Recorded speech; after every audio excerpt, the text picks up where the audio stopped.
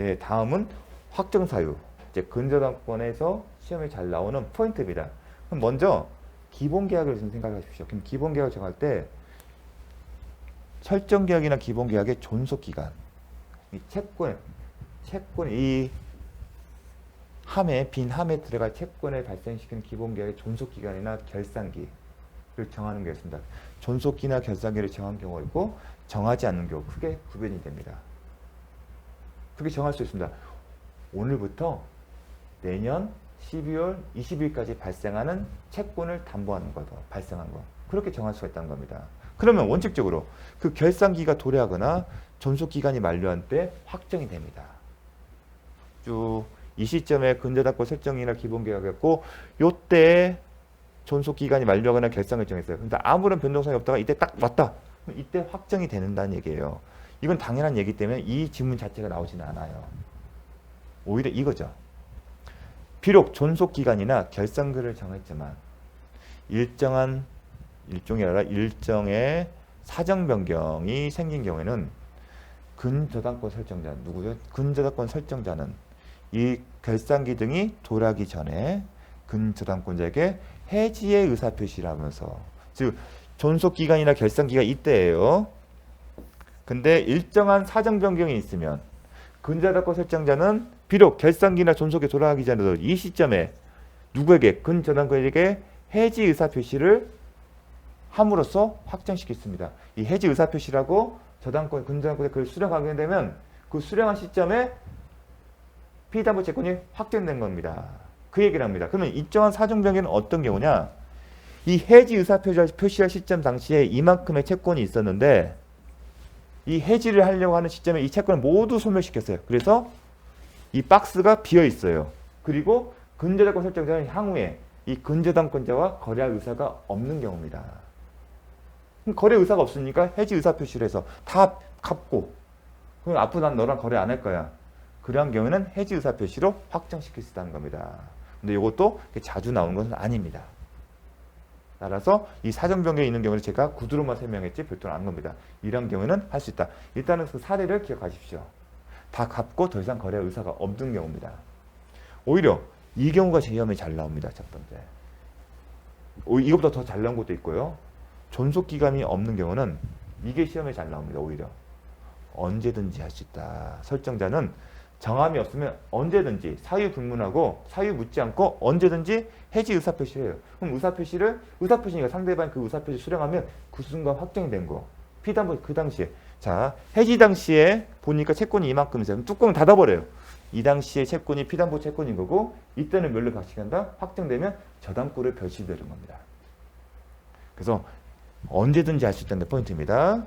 확정시킬 수 있다. 이게 시험에 잘 나옵니다. 정함이 없는 경우에는 언제든지 해지함으로써 확정시킬 수 있다. 이게 시험의 출제 포인트 1입니다. 다음. 자, 이게 또 잘 나와요. 자, 경매가 신청이 됐을 때 누가 했어요? 자신이 경매를 신청해서 근저당권자 자신이 경매를 신청하면 더 이상 거래 의사가 없다는 거예요. 당연히 그 시점에 확정된 거예요. 근저당권자 포인트는 자신이에요. 자신이 경매를 신청하게 되면 경매 신청 시에 확정이 됩니다. 이게 두 번째 포인트입니다. 포인트는 근저당권자 자신이 경매 신청한다. 이렇게 강조하는 이유는 근저당권 자신이 경매 신청하는 게 아니라 다른 사람이 신청한 경우겠죠. 그 경우에 대해서 또 중요한 기출주문이 있습니다. 그러니까 자신이 할 때는 신청 시에. 그리고 확정이 됐어요. 경매를 신청하면 경매 신청했다고 해서 경매 절차 끝나는 게 아니에요.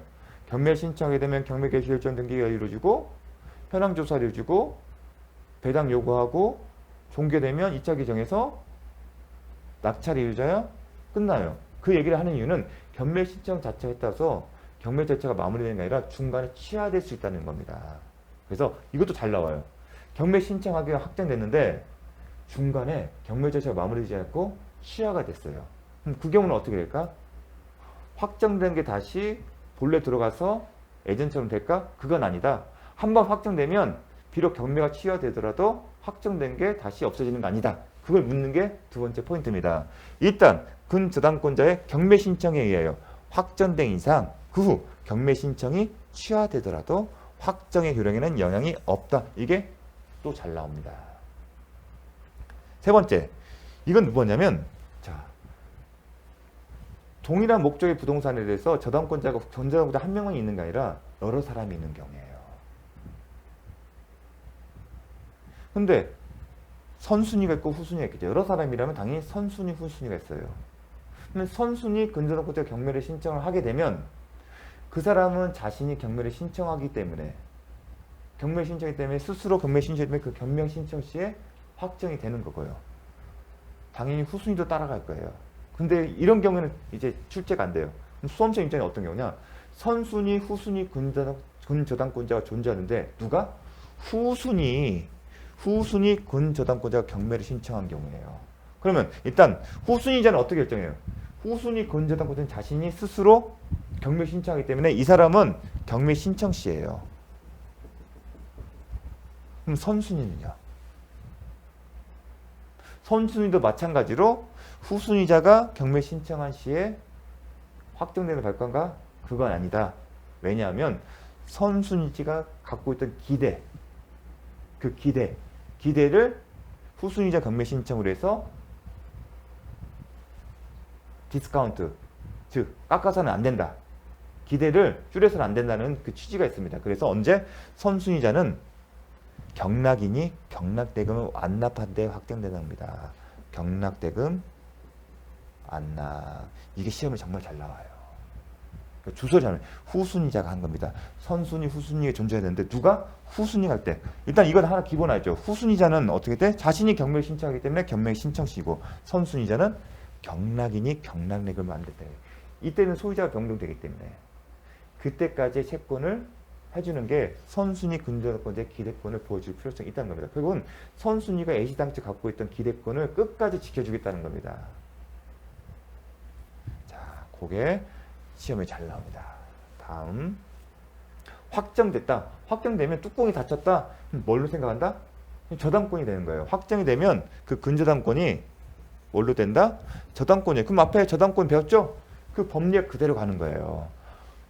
예컨대 부종성, 수반성 원칙이 그대로 가는 겁니다. 예컨대 확정된 피담보 채권이 소멸되면 근저당권 소멸되고 확정된 피담보 채권이 양도되면 이전된다. 저당권과 똑같이 보는 겁니다. 확정되면 그 피담보 채권의 범위, 근저당권 피담보 채권이 확정된다는 것은 그 확정 시에 자 뚜껑이 닫혔다는 얘기는 여기 채권들 있잖아요. 기본계약이 있을 거 아니에요. 이 채권을 발생시키는 기본계약이 있습니까? 뚜껑이 확정이 되는 건 뚜껑이 닫혔다. 그래서 이 기본계약에 발생한 채권들이 더 이상 담보되지 않는다. 이 채권에 대해서는 그 근저당권 확정된 그 확정이 아니라 기본 뚜껑이 닫힌 이후의 채권에 대해서는 더 이상 그 저당권 담보되지 않는다는 거죠. 그 얘기를 하고 싶은 겁니다. 확정 시에 피담보 채권 원본이 특정되고 그 이후에 발생한 채권 원본, 즉 기본계에서 추가로 발생한 채권은 그 근저당권에서 담보되지 않는다. 여기서 포인트는 채권 원본이에요. 왜 이 얘기 원본의 표현을 강조했냐면 이미 뚜껑 안에 있었던 채권에 있으면 약정이자 계속 발생할 수 있지 않습니까? 그리고 지연손해금이요. 이런 부수적인 것들 채권의 확장에 해당되거든요. 이거는요. 원금에 계속 이자 붙으면 확정이죠. 그 확정은 되거든 여전히 그 근저당권에 담보되는데 반면에 뚜껑이 닫힌 후에 기본 계약에 발생한 채권의 새로운 채권은 담보되지 않는다. 그걸 구별을 하셔야 합니다. 이미 뚜껑 안에 있었던 채권에 부수적으로 발생하는 약정이자나 지연손해금은 여전히 근저당권에서 담보된다. 그 얘기를 하는 겁니다. 그 이후에 발생한 채권 원본은 기본 계약에서 발생하는 채권 원본은 뚜껑이 닫힌 이후에는 근저당권에 의해서 담보되지 않는다. 그런데 확정된 이미 뚜껑 닫혀서 이 안에 있었던 채권, 확정된 채권에 원본으로부터 생기는 이자, 기타 부수채권 뭘까요? 지연손해금이에요. 이자나 기타 부수채권은 최고의 범위라면 여전히 담보된다는 얘기입니다. 그리고 360조 단서도 적용되지 않는다. 정말 이 부분도 중요합니다. 그래서 이렇게 읽으면 이해가 안 되기 때문에 뚜껑을 닫았다 안 닫았다 얘기를 하는 겁니다. 또 기본계약의 존재라는 것은 저당권의 언급이 없기 때문에 더더욱 헷갈리는 겁니다. 왜 이 근저당권은 기본계약이 있습니까? 그 이유를 설명했습니다. 자, 360조 단서가 적용되지 않고 근저당권은 최고의 범위라면 확정된 피담보 채권의 원본에 대한 지원 손해금을 모두 담보하게 된다. 즉 지원 손해금에서 채권 최고유가 뚜껑 닫았을 때 모든 채권을 다 한 겁니다. 뭐였죠? 원금, 이자, 지원 손해금, 위약금 다 해서 비교를 한 거예요. 채권 최고유가. 그리고 이 채권 최고의 범위 내라면 이 전체를 다 담보한다. 우선 변제 효력이 인정된다. 그 부동산의 경가치에서 그런 얘기입니다. 자, 단전. 자, 정말 여기까지 했습니다. 다음. 자, 채권 최고액의 의미. 자, 채권 최고의 의미는 이제 계속 설명하는데 우리가 저당권에서도 채권의 의미에서도 채무자의 입장과 제3취득자의 지위에서 달리 해석됐어요. 마찬가지로 근저당권에서도 채권 최고의 의미는 채무자 겸 채무자가 대부분 근저당권 설정자일 겁니다. 그 사람 입장과 물상보증인 또는 제3취득자 입장에서 다를 겁니다. 제3취득자는 마찬가지로 그 근저당권 설정된 부동산에 소유권을 취득한, 새로 취득한 양수인과 아니면 지상권, 전세권 설정하는 사람이고요. 물상보증인과 3취득자는 3취득자의 개념에는 물상보증이 포함되지 않기 때문에 별도로 쓴 겁니다. 그래서 이렇게 구분을 일단 하셔야 합니다. 채권 최고의 의미는 구분이 된다. 그러면 감이 오셔야죠. 그럼 채권 최고는 누구를 보호하는지를 이제 생각을 하셔야 할 겁니다. 채무자를 보호한 거예요? 아니지 않습니까? 이건 제3취득자나 물상보증을 위한 겁니다. 따라서 달리 취급될 겁니다. 자, 채무자 겸 근저당권 설정자 입장에서는 채권, 자, 채권의 최고액이 있고요. 그 다음 뭐 항상 비교를 하죠. 아까 저당권에서도 등기부상 기재된 채권액과 실제 채권액 언제 비교해놨고 작은 것을 제3취득 지위에 있는 사람 변제하면 말소 청구했었다는 얘기를 했었습니다. 마찬가지로 채권 최고액과 뚜껑이 닫았을 때 이 채권들이 얼마인지를 계산한 거죠. 그걸 비교를 한다는 겁니다. 어떤 경우에. 자, 그렇게 비교할 수 있는데 채무자겸은 어떻게 접근할지를 보겠습니다. 자, 채권의 총액이 이 실제 발생한 채권액이 이런 경우예요. 그런 경우에 채무자는 채권 최고액만 변제하더라도 말소할 수 있는 얘가 쟁점입니다. 근데 감이 와야죠. 채권 최고는 채무자를 위한 게 아니기 때문에 그게 나옵니다.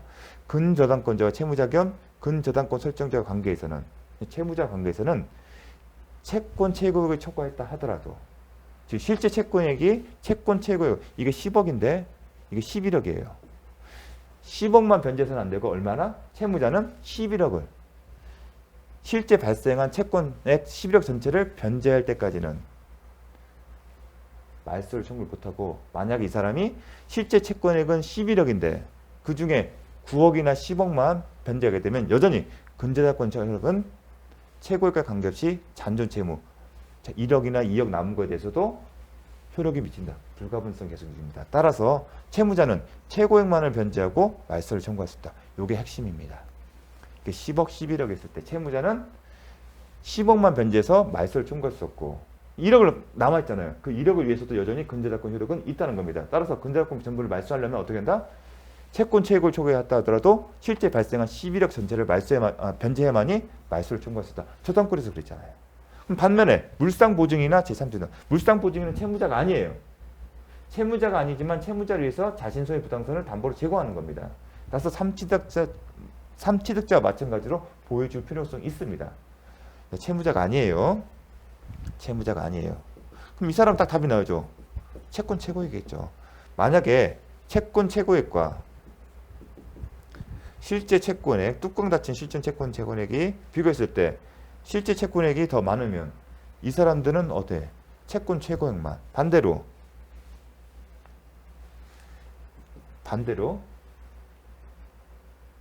이렇게 되면 실제 채권액만.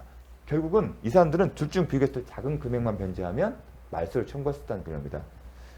물상보증이나 근저당 부동산 제3취득자는 채권 최고액과 경매 비용을 경제하면 근저당권의 소멸을 청구할 수 있다.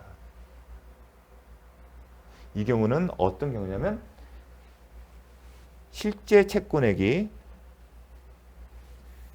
이 경우는 어떤 경우냐면 채권 최고액이 10억인데 실제 확정된 채권의 얼마다 11억이다. 그러면은 10억과 경매 비용을 변제하면 말소를 청구할 수 있다는 얘기입니다. 적은 금액입니다. 저당권에서도 제3취득 지위 때 어떻게 하는지 배웠죠? 채권 최고의 범위 내에서만. 근데 적은 금액.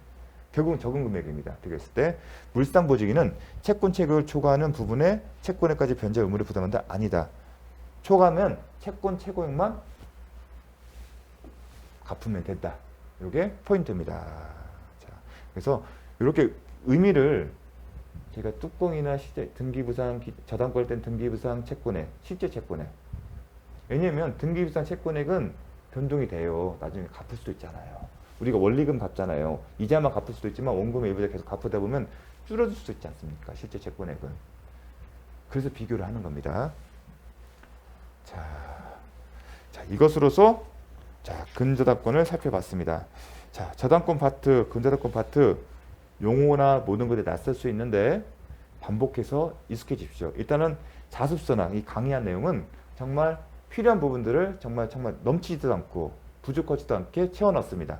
그 부분을 조금 이해와 함께 기억하시면 어렵지 않게 마칠 수 있습니다. 자, 이것으로서 물권법 열심히 달려왔습니다. 이제 앞으로는 이제 계약법과 특별법이 있는데요. 자습서를 가지고 보고 계신 분들은 확인할 수 있어요. 분량이 거의 지금의 반으로 줍니다. 왜냐하면 제가 강의를 할 때 계약법 등에서 언급할 내용들은 앞에서 다 설명을 했습니다. 그래서 계약법은 좀 더 속도감 있게 더 나갈 수 있으니까요. 여러분 계속 지치지 않게 잘 따라왔으면 좋겠습니다. 수고 많으셨습니다.